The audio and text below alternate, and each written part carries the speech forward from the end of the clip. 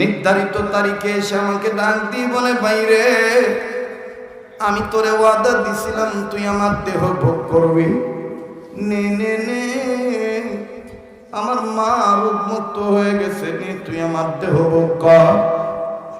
আমি চিন্তা করে দেখলাম সুযোগ পেয়েছি, এখন আর হাতছাড়া করব না। দরজা আটকাইলাম, জানালাও আটকাইলাম।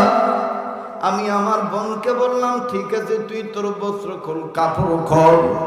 বোন আমার বিবস্ত্র হবে, আমি আমার বস্ত্র খোলার জন্য, কাপড় খোলার জন্য কাপড়ে হাত দিলাম। ঠিক মিনিটে ওই বোনটা আমার চোখের পানি ছেড়ে দিয়া মাটির দিকে তাকে ডাক দি বলে, আল্লাহ গরিব বানাইছ,